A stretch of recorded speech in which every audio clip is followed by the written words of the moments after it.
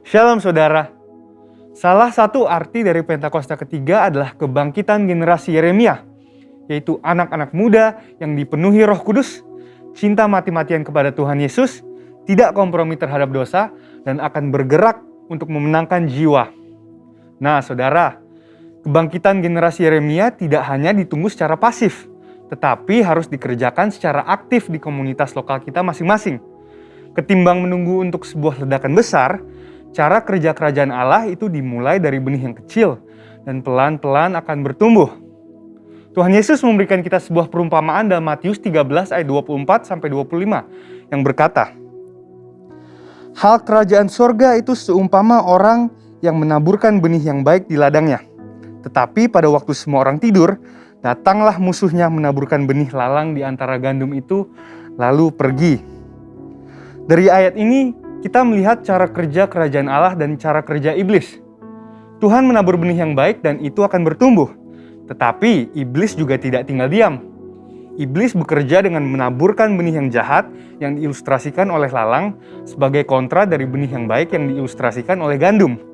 Dengan demikian, dapat kita katakan bahwa di era Pentakosta ketiga ini, ketika Tuhan menabur benih yang baik, yaitu kebangkitan generasi Yeremia, maka iblis akan juga menaburkan benih yang buruk untuk menghancurkan rencana Tuhan atas generasi ini.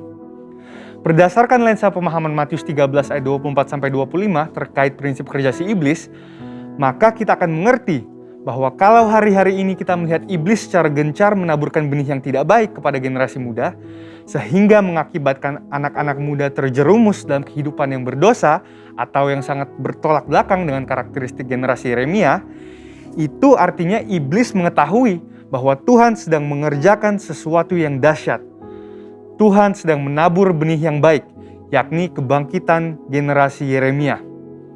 Sekarang, pertanyaannya bagi generasi Yeremia adalah, di manakah posisi kita sekarang? Apakah hidup kita lebih condong mengikuti arus dunia atau Tuhan?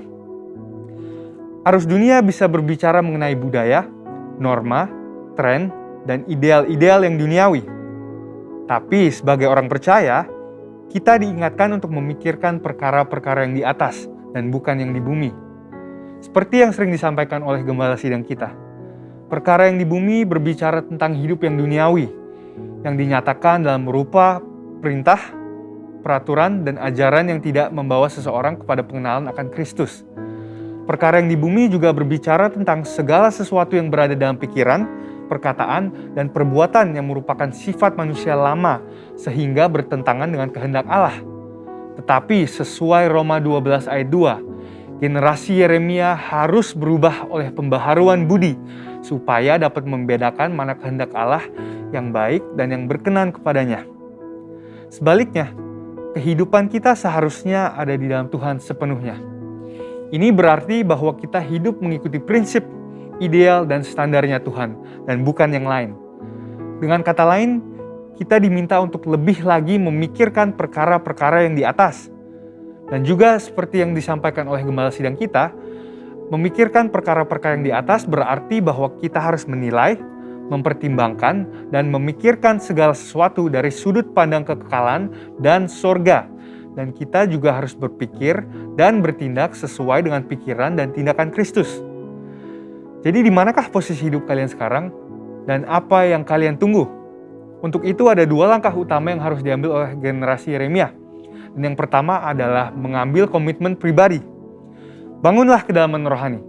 Gunakanlah waktu di masa muda kalian untuk membentuk spiritualitas, mentalitas, karakter, serta pengetahuan dan keahlian. Dan prosesnya memang tidak mudah, namun bukanlah hal yang mustahil. Mintalah pertolongan Roh Kudus dan beri dirimu untuk dimuridkan, dimentoring oleh kakak-kakak rohani, dan bergabunglah dalam komunitas rohani yang sehat. Yang kedua adalah menjangkau keluar, yaitu bergerak untuk memenangkan jiwa-jiwa sebagaimana diperintahkan kepada kita oleh Tuhan melalui amanat agung dalam Matius 28 ayat 19-20. Jadi apalagi yang ditunggu?